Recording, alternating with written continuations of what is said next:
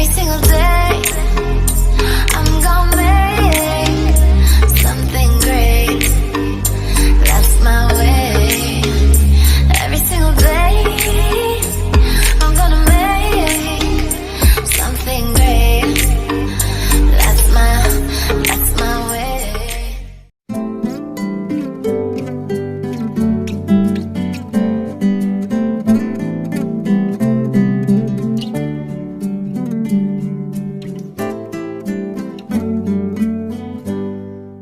Hoje a nossa última mensagem sobre a questão que envolve os sinais dos tempos, o fim dos tempos, e hoje nós vamos fixar atenção na questão de Israel e o fim dos tempos. Por que Israel?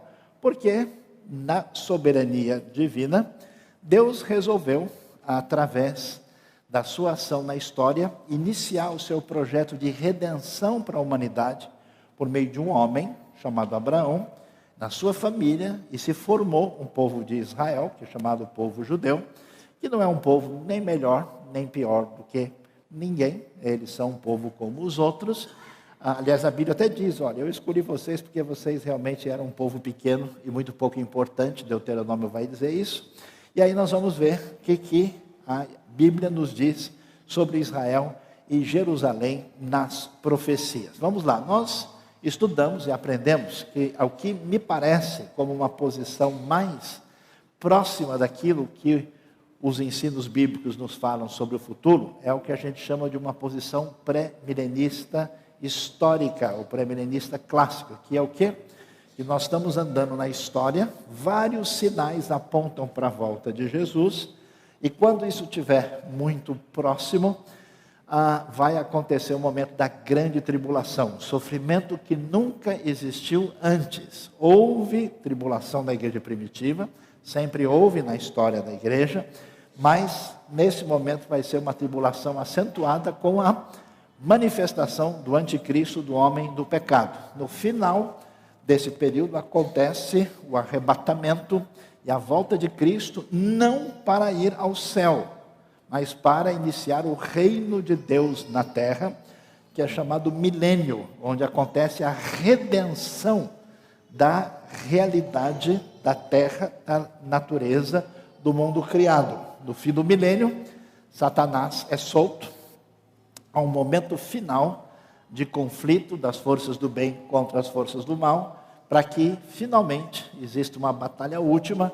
e nós tenhamos aí sim o que é chamado de eternidade. A ressurreição dos mortos acontece antes do milênio. A primeira ressurreição, conforme nós vimos na outra mensagem, e a segunda ressurreição vem depois. O que nós encontramos? O livro de Ezequiel é um livro muito importante e interessante na Bíblia, mesmo que a gente não conheça. Por quê? Porque o livro de Ezequiel é escrito na ocasião quando o povo de Judá perde a sua condição e é levado para o cativeiro, para o exílio na Babilônia. E qual é a importância disso? Quando Deus se revela a Israel, a função da nação de Israel nesse momento é ser um testemunho para os outros de que tem um Deus único e verdadeiro.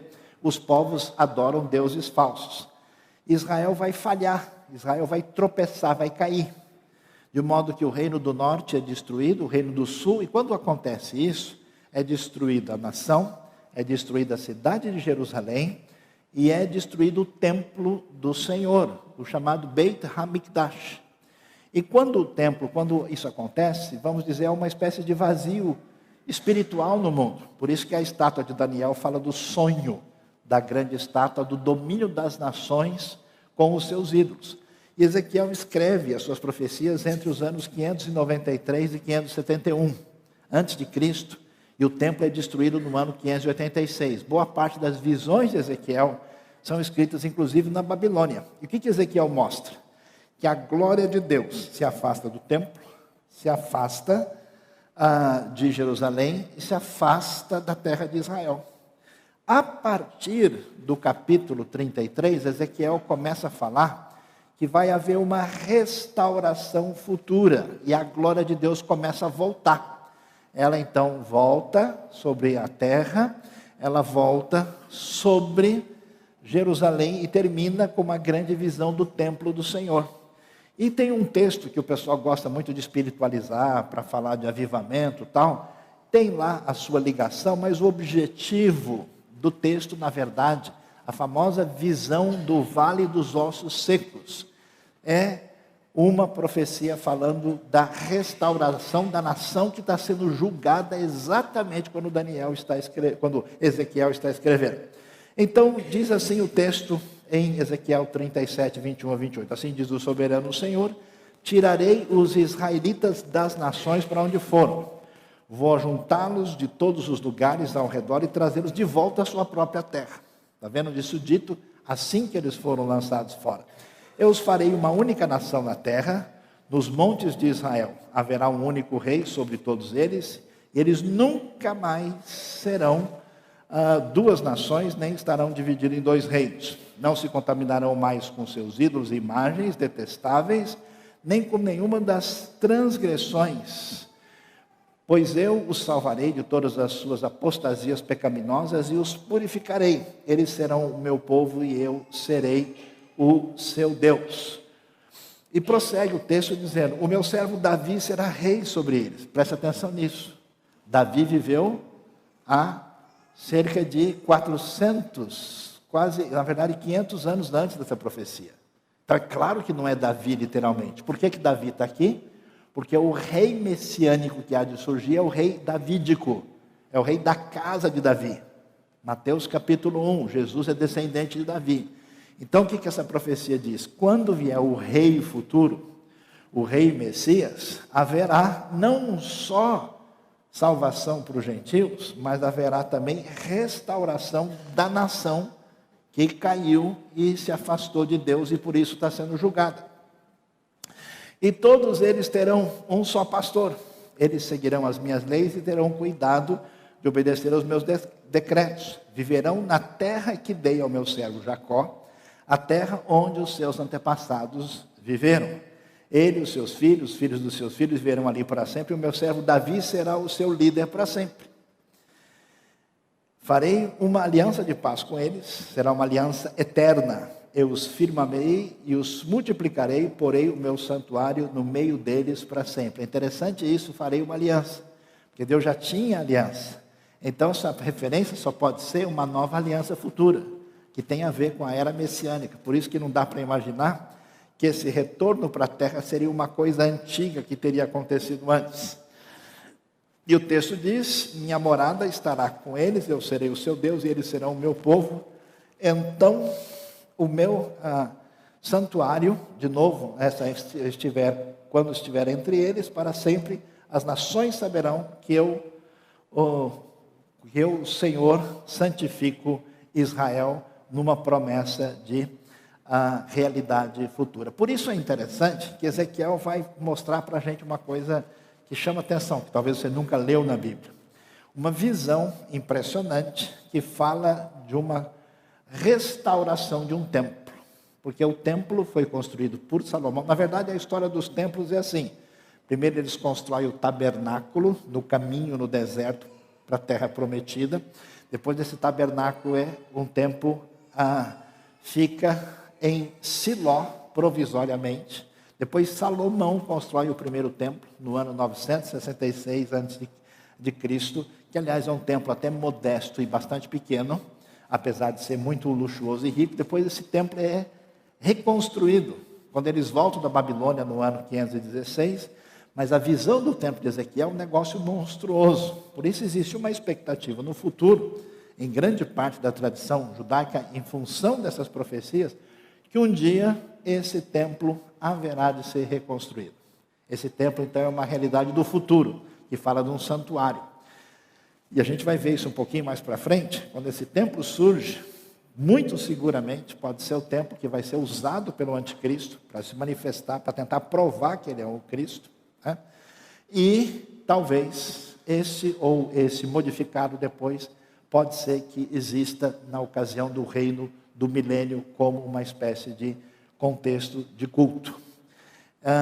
Muitas pessoas, depois de ouvir várias das mensagens, perguntaram: escuta, mas não está escrito lá que todo olho verá a volta de Jesus? Sim, Isso está escrito e provavelmente pode significar que o Deus milagrosamente vai fazer com que a terra toda veja ao mesmo tempo, mas hoje, até pelo nosso imenso sistema de telecomunicações do mundo, a coisa mais fácil que vai existir é se acontece um evento grande e importante que ao mesmo tempo todo mundo tenha a possibilidade de enxergar o que era impossível nos dias de Jesus. E outro texto que deixou muita gente preocupada é dizer, mas a Bíblia não fala que não passará essa geração sem que essas coisas aconteçam? Mas a palavra geração ali tem um sentido mais amplo.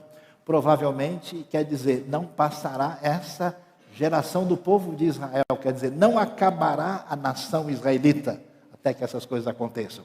E a palavra geração também pode significar etnia, raça, povo, e provavelmente é o seu sentido naquele versículo. Então existe uma ideia que é tão importante na teologia de Ezequiel, que é essa ideia da restauração do templo. E para a gente entender isso direito, é necessário a gente entender que existem alianças de Deus no Antigo Testamento. Por exemplo, você lê o Antigo Testamento, como é que a gente sabe que uma coisa de lá tem validade para a gente ou não? Quando a gente entende as alianças. Deus fez uma aliança com Moisés. Essa aliança é a aliança do Sinai. Não é a mesma coisa da aliança de Abraão, nem a aliança de Davi e nem a de Noé. Quando Deus fez a aliança do Sinai, por exemplo, essa aliança exigia a obediência de Israel. Se Israel não obedece, Deus rompe essa aliança e traz julgamento. Por isso que o povo vai para o exílio e perde a terra. Mas a aliança que Deus fez para Abraão é uma aliança que permanece. Deus prometeu terra, uma grande nação e bênção para todos a partir dessa aliança. Essa aliança é uma aliança claramente que envolvia a entrega da terra e era chamada de aliança perpétua. Por isso que a Bíblia o tempo todo trata isso como uma realidade contínua e por isso que Deus faz o povo voltar para a terra.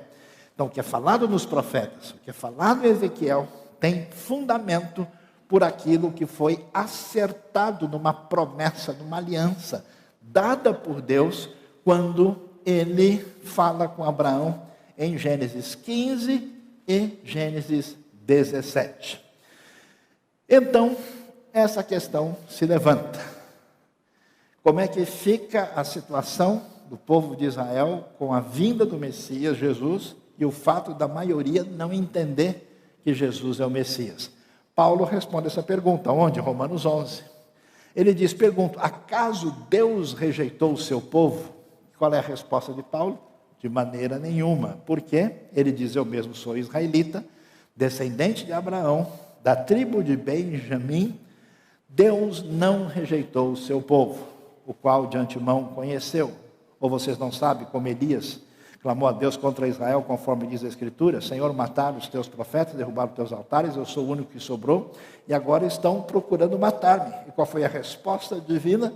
Reservei para mim 7.000 homens que não dobraram os joelhos diante de Baal. Assim, hoje também há um remanescente escolhido pela graça. Se é pela graça, não é mais pelas obras. Se fosse a graça, não seria graça. O que Paulo está dizendo, o pessoal, não mudou muito. No passado também, nem todo mundo que era israelita era fiel a Deus. Aqueles que tinham essa relação com Deus pela graça, de fato estavam sintonizados com Ele. Agora o que está acontecendo é a mesma coisa. Até porque no começo, muitos judeus creem em Jesus Messias. Nos evangelhos não, mas no livro de Atos sim. Você vai ver que muitos sacerdotes obedeciam à fé. Uma quantidade grande de fariseus creu. Primeiro momento, 3.000 creem. Segundo momento, 5.000. Então começa a ter uma comunidade razoável, apesar da maioria do povo não crer. Por isso, fica claro no Novo Testamento que o povo não foi rejeitado. Por que é importante ver isso? Porque muita gente, indevidamente, pensa o seguinte, olha, depois que Jesus veio, tudo que envolvia Israel e o povo judeu acabou, não tem mais nada a ver. Não é isso que o Novo Testamento ensina. Como é que a coisa é apresentada? É o seguinte, a bênção de Deus começa inicialmente em Israel. Com que objetivo? De não só alcançar Israel, mas se estender para as nações. Até porque o povo de Israel no Antigo Testamento não é um conceito de raça, nem é um conceito étnico. Pessoas de fora entraram no povo. Quando eles saem do Egito, gente de outros grupos se juntam a eles. Pessoas que não são do povo, como Ruth, a Moabita, eles facilmente, fazendo aliança com Deus de Israel, passam a fazer parte do povo. Não é essa ideia de raça e de etnia que a gente veio a ter no século XVIII e XIX na Europa.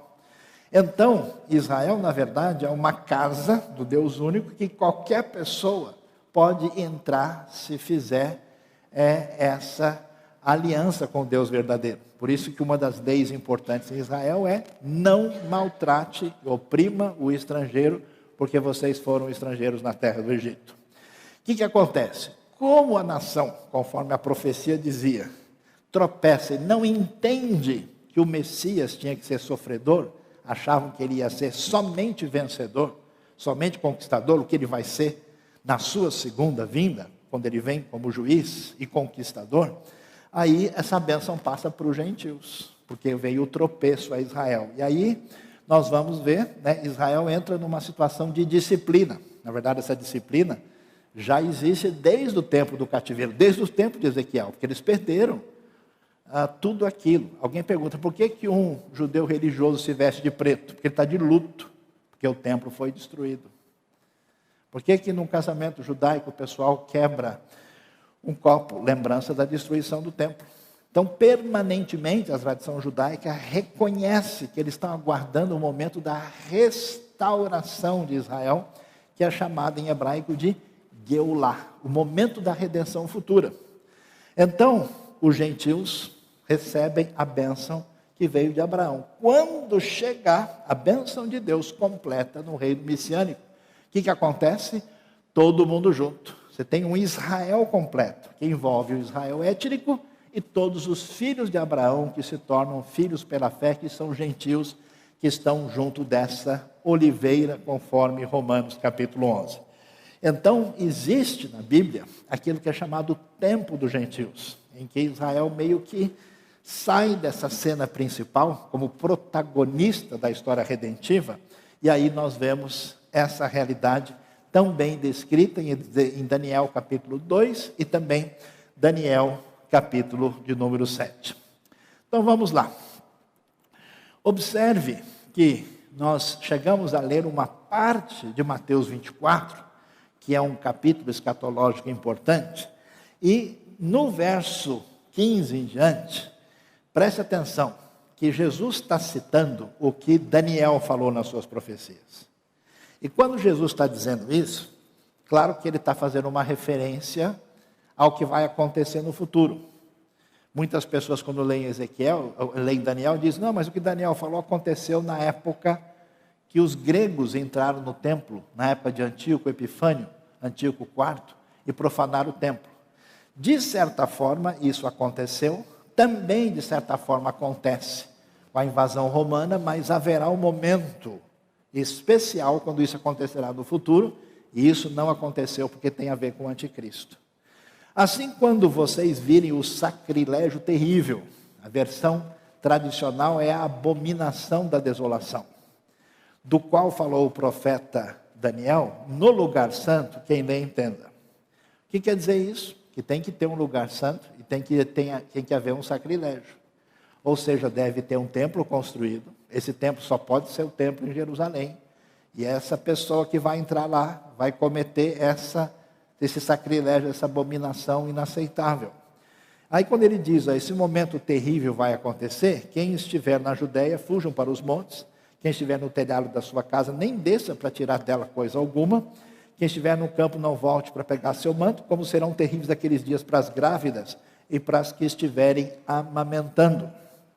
E Lucas 21 prossegue dizendo, quando virem Jerusalém rodeada de exércitos, vocês saberão que a sua devastação está próxima. Então os que estiverem na Judéia, fujam para os montes, os que estiverem na cidade, saiam, os que estiverem no campo, não entrem na cidade, pois esses são dias da vingança em cumprimento de tudo que foi escrito. Como serão terríveis aqueles dias para as grávidas e para as que estiverem amamentando. Haverá grande aflição na terra e ira contra este povo. Cairão pela espada e serão levados como prisioneiros para todas as nações. Jerusalém será pisada pelos gentios até que os tempos deles se cumpram. Os evangelhos, quando falam de Jerusalém, eles vão mostrar uma mistura de elementos que acontecem durante a época da destruição da cidade no ano 70 e coisas que têm a ver com o fim dos tempos, que os profetas enxergam a paisagem juntas. Então, nós teremos uma abominação futura e um momento que envolve sofrimento, que de certa forma já houve uma parte disso no ano 70, mas haverá no futuro. Mas preste atenção que o texto bíblico é claro. Haverá, com essa dispersão, o momento em que a Bíblia diz que Jerusalém será pisada pelos gentios. Até o momento em que ela deixa de ser pisada. E Jerusalém foi pisada e dominada pelos gentios até 1967, desde essa época. E pela primeira vez na história, só no tempo recente, isso terminou. Desculpem porque o gráfico está em inglês, não achei uma coisa melhor para apresentar isso, que eu achei em português. É mais fácil estudar escatologia sozinho, vou até tomar um copo d'água depois dessa, né? Que existe numa visão em relação ao tempo do futuro, a visão que apresenta dois elementos juntos. Por exemplo, Joel fala sobre os últimos dias. E aí ele diz lá em Atos que está se cumprindo, quando acontece o Pentecostes, o falar em línguas. Ele diz que coisas que estão ali naquele momento são fim dos tempos, mas também diz que coisas do futuro serão fim dos tempos. Quer dizer, o fim dos tempos ele tem um começo, um durante e um fim. Às vezes a profecia fala só do fim, só do começo, ou às vezes fala do durante, às vezes mistura imagens. Então, a visão às vezes envolve a era presente, o tempo de Cristo e o futuro. Então, esses capítulos de Mateus 24, Marcos 13, Lucas 21, têm elementos que envolvem a chegada dos últimos dias, na época de Jesus, com a destruição de Jerusalém e elementos futuros. Mas, de qualquer forma, fica claro que esse período é chamado entre os dois momentos de o tempo dos gentios. E aí, Paulo prossegue em Romanos 11. E ele vai dizer o seguinte: novamente pergunto, acaso os judeus tropeçaram para que ficassem caídos? De maneira nenhuma, ao contrário, por causa da transgressão deles, essa incredulidade que cai sobre o povo, veio salvação para os gentios, para provocar ciúme em Israel. Olha que coisa interessante. E parece que tem funcionado bastante o ciúme. Mas se a transgressão deles significa riqueza para o mundo, e o seu fracasso riqueza para os gentios, quanto mais significará a sua plenitude. Está vendo? Vai chegar um momento em que eles vão despertar, vai ter a plenitude que envolve esse momento da redenção. Estou falando a vocês, gentios, visto que eu sou apóstolo para os gentios, exalto o meu ministério, na esperança de que de alguma forma eu possa provocar ciúmes no meu próprio povo e salvar algum deles. Já que muitos judeus já estavam rejeitando a mensagem, Paulo dizia, se eles perceberem esses gentios interessados no Deus único, eles podem talvez se aproximar e se interessar. Pois se a rejeição deles é a reconciliação do mundo, quando eles rejeitaram, essa salvação foi estendida para todas as nações, o que será a sua aceitação se não vida dentre os mortos? Ou seja, o que quer dizer esse texto? Que quando o Israel receber e crer, vai ser o momento da ressurreição dos mortos. Muito interessante prestar atenção nisso. Se é santa, a parte da massa que é oferecida como primeiros frutos, toda a massa também o é. Se a raiz é santa, os ramos também o serão. Então a coisa é apresentada na Bíblia da seguinte maneira: Israel e os gentios, Romanos 11, mostra como uma oliveira. Essa oliveira tem a sua base. A oliveira é a árvore mais impressionante da terra de Israel, do Oriente Médio. É uma árvore que pode viver mais de 2000 anos, é uma coisa impressionante. É uma árvore única, que sobrevive em clima muito seco e que literalmente assim faz milagres, né? A oliveira é uma coisa, a base, a raiz tem a ver com a fé, que começa com os patriarcas e Abraão, e aí ela vem, e o que acontece? Essa árvore é chamada de Israel. Nessa árvore, judeus descrentes que se revoltam, rejeitam a Deus, tanto no Antigo como no Novo Testamento, são galhos que são quebrados e retirados da árvore. Nós temos muitos filhos de Israel, literalmente, que são apóstatas e rejeitam a Deus. Pega o rei Acabe, pega aí uma série de pessoas perversas e aqueles que rejeitam a salvação. Por outro lado, nós temos os gentios que estão enxertados, porque eles voltam para se relacionar com a fé que surge no contexto de Israel. Eles são chamados, e a Bíblia diz, não se orgulhem. Não pense, se Deus não poupou os ramos naturais, você acha que vai poupar você que foi enxertado? Então não ache agora que você é o dono do pedaço, se orgulhando contra os judeus como se você fosse melhor do que eles. Não é o caminho. Ninguém se orgulhe, todo mundo depende da graça de Deus. E essa árvore boa é o Israel restaurado no fim dos tempos, quando essa comunidade de gentios e judeus haverá de ser salva. E o que a gente pode de fato constatar? Tem muita gente que diz, a escatologia é difícil, então não quero nem saber, o importante é que Jesus vai voltar. A Bíblia não ensina isso. Ela manda você estudar, está cheio de texto, e diz que você deve observar os sinais. A Bíblia tem mais razão do que essas pessoas. Outras pessoas dizem o seguinte, eu vou descobrir quando é que Jesus volta. Aí morreu uma mosca no Iraque, o cara fala, pronto, agora descobri que vai acontecer.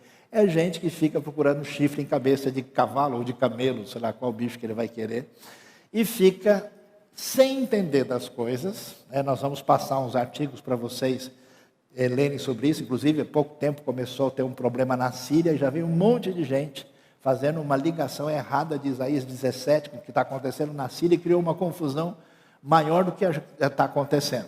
Então, para que não aconteça essa bobagem da pessoa dizer aquilo que é improvável por certo e rejeitar o que é certo, o que a gente pode de fato ter certeza que está envolvido com Israel no final dos tempos? Primeiro, que os textos bíblicos, que as profecias do Antigo Testamento, e várias delas, especialmente profecias pós-exílicas, dizem que um dia os judeus voltam para a terra de Israel. Isso só começou a acontecer de maneira intensa nos últimos 100 anos. E isso acontece especialmente de maneira determinante em 1967, quando Jerusalém sai do domínio gentil. Pela primeira vez, isso acaba sendo uma realidade que nunca aconteceu desde a época das profecias ditas por Jesus. Alguém vai dizer, mas isso é bom, isso é ruim, isso é justo, é adequado? A questão não é bem essa. A Bíblia diz que Nabucodonosor ia invadir e destruir Jerusalém. A Bíblia tem profecias que causam coisas agradáveis e não agradáveis. Nesses processos de movimentar das nações, sempre tem problemas e dificuldades, e a gente tem que ser sensível a isso. Jerusalém foi destruída, foi para o domínio gentil, hoje ela saiu do domínio gentil. Jerusalém é o palco do fim dos tempos. Quando você lê a Bíblia sem atenção, você não presta atenção na geografia, na época, você espiritualiza tudo. Qual é o problema de fazer isso? Você manipula o texto para dizer o que você sente, e você não chega em lugar nenhum.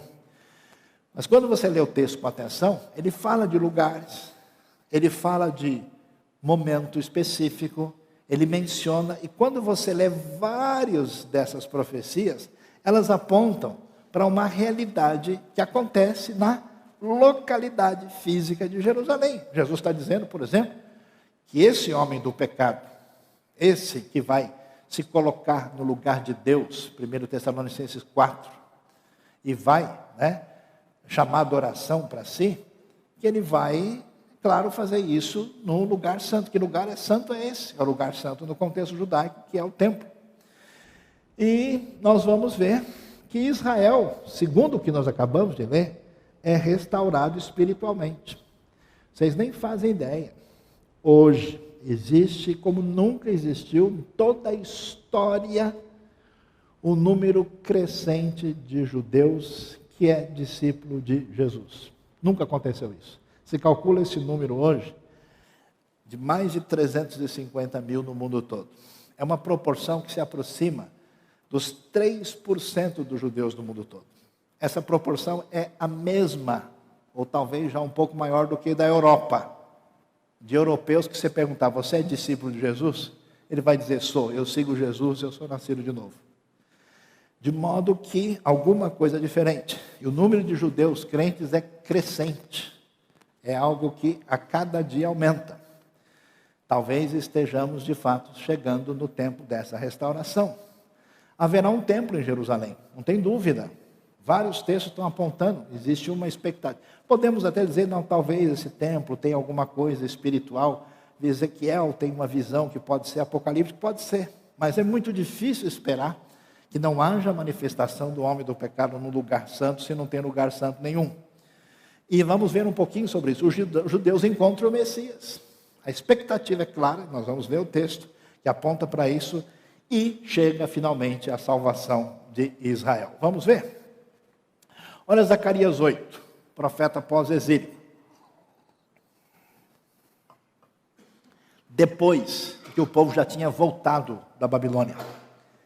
Assim diz o Senhor dos Exércitos: salvarei meu povo dos países do Oriente e do Ocidente. Talvez uma referência à grande batalha contra Israel. Eu os trarei de volta para que habitem em Jerusalém, serão meu povo e eu serei o seu Deus, com fidelidade e justiça. Há vários textos que vão apontar para isso. Enfatizando mais uma vez, Lucas 21. Jerusalém será pisada pelos gentios até que os tempos deles se cumpram. Chegou o tempo em que termina, então agora retorna à posição importante no plano escatológico de Israel. Dá uma olhada em Mateus, olha que coisa interessante. A gente lê, passa rápido, né? Jesus disse que na sua volta haveria de julgar as 12 tribos de Israel. Mas Mateus a coisa é mais forte, porque ele está trazendo a palavra de juízo sobre Jerusalém. Ele diz: Jerusalém, Jerusalém, você que mata os profetas e apedreja os que lhes são enviados. Quantas vezes eu quis reunir os seus filhos, como a galinha reúne os seus pintinhos debaixo das suas asas, mas vocês não quiseram. Eis que a casa de vocês ficará deserta, porque Jerusalém haveria de ser destruída, pois eu lhes digo que vocês não me verão desde agora até que digam: bendito é o que vem em nome do Senhor. O que quer dizer isso? Vai chegar um momento em que Jerusalém vai dizer de novo para Jesus: Baruch haba Beshem Adonai. Bendito é o que vem em nome do Senhor. Vocês não me verão mais. Vocês estão me rejeitando? Vocês rejeitaram os profetas todos que Deus mandou. Vocês rejeitam? Pois é, vocês não me verão mais, desde agora, até que chegue o momento em que vocês vão dizer: bendito é o que vem, falando do momento futuro, quando Jerusalém finalmente haverá de reconhecer esse Messias. Portanto, voltando às 7 questões que são apresentadas, vamos enfatizar as próximas que estão aí. A restauração de Israel, o famoso Arco de Tito, em Roma, comemorando a destruição de Jerusalém. Isso está lá no meio do Fórum Romano, Arco de Tito, mostrando quando ele sai carregando a menorá, famoso candelabro de ouro que é tirado, candelabro de mais ou menos uns 40 quilos de ouro, que eles carregam e levam como um triunfo da batalha. Hoje não tem mais Tito, não tem mais Império Romano, mas Israel permanece por causa da palavra divina. Olha lá, como é que existe essa ideia de restauração? Essa restauração está prometida, ela vai acontecer e, de novo, enfatizamos a realidade de que o homem do pecado se manifesta no lugar santo. E quer dizer que é o momento em que a nação volta a existir, tem um templo lá, e esse templo é ocupado indevidamente pelo anticristo.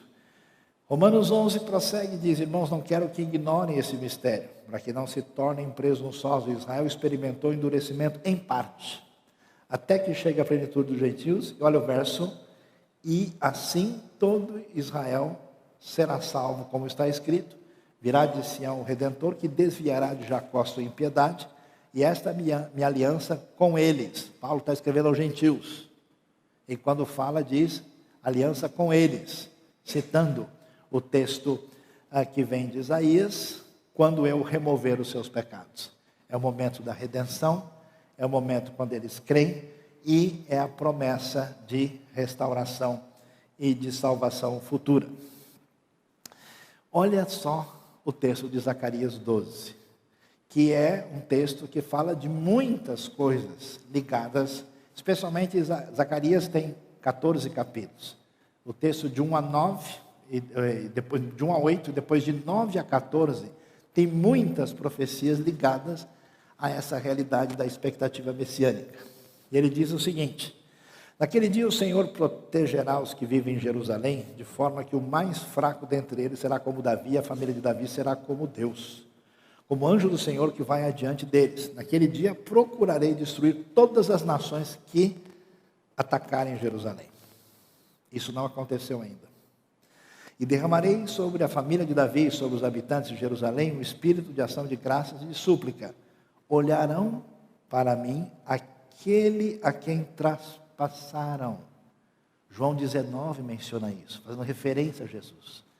Chega um momento na história que o Mashiach, o Messias, que foi transpassado, que é o Senhor trazendo salvação.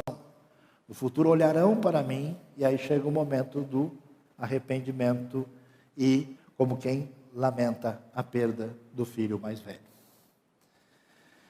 Por isso, a gente deve ficar bem tranquilo.